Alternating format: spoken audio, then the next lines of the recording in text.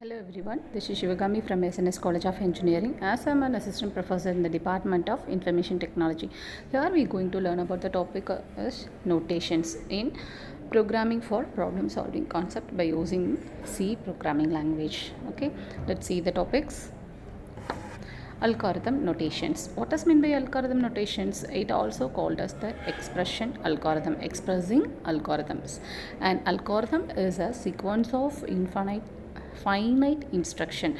What does mean by algorithm? An algorithm is a sequence of finite instructions often used for calculation and data processing. Algorithm can be expressed in many kinds of notations including pseudocode, flowchart and then programming languages. What does mean by pseudocode? What is pseudocode? Definition. The definition of the pseudocode is a detailed description of what a computer program or algorithm must do, expressed in a formally styled natural languages rather than it a programming language. Pseudocode is sometimes used as a detailed step in the process of developing a program. For example of pseudocode is compute the area of the rectangle. Here we are going to calculate the area of the rectangle. We already know the formula of rectangle is L into W. We know the formula. Okay, get the length. First we going to get the values of length and width. Okay, I mean the length is L and then the width is W. Okay, compute the area equal to L star W. L star W is the calculation is area.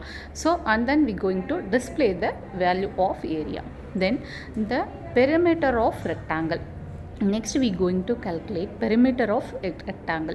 Write the here we need two values or rectangle two values or length L, read with W and then compute perimeter equal to 2 star L plus 2 star W. Okay, the display perimeter of a rectangle and then display the perimeter of a rectangle. Next, what is flowchart? The flowchart.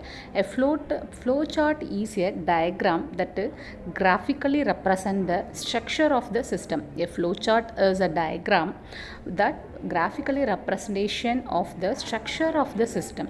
The flow of steps in a process, algorithm or the sequence of steps and decisions for execution a process or solutions of a problem.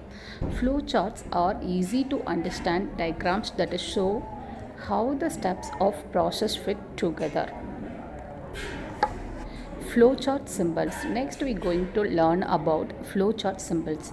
The flowchart tends to consist of four main symbols like with the arrows and show the direction of the flow.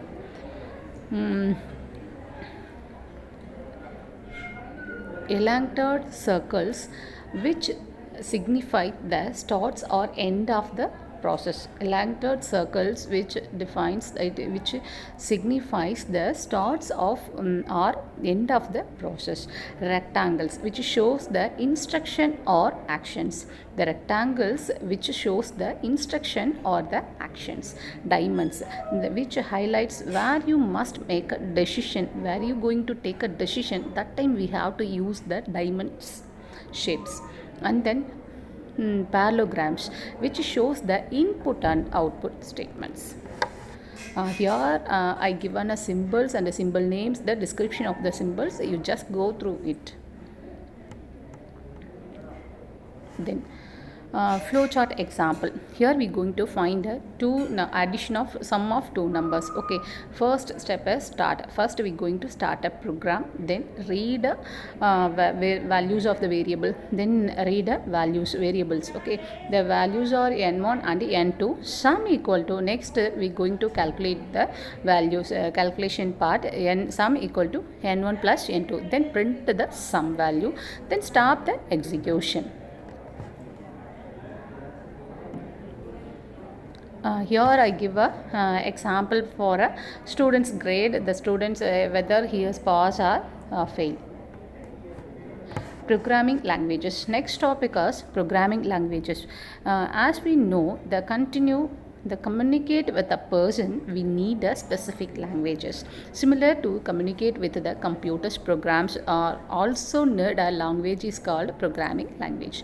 Programming languages are one kind of computer language and are used in computer programming to implement the algorithms. Most programming languages consist of instruction of the computers. It is a set of instructions written in any specific language, C, C++, Java, Python, to perform a specific task.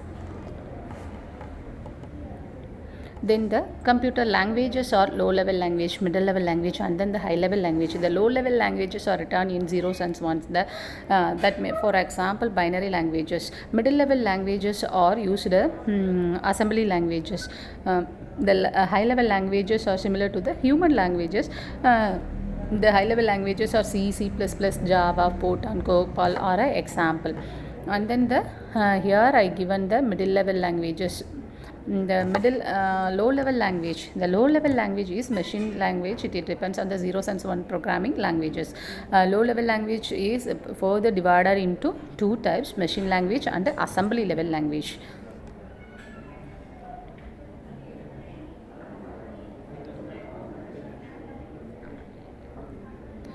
Here then we going to learn about the high level language programming, middle level languages. These languages are we going to discuss in the another part of the video. Okay, thank you guys.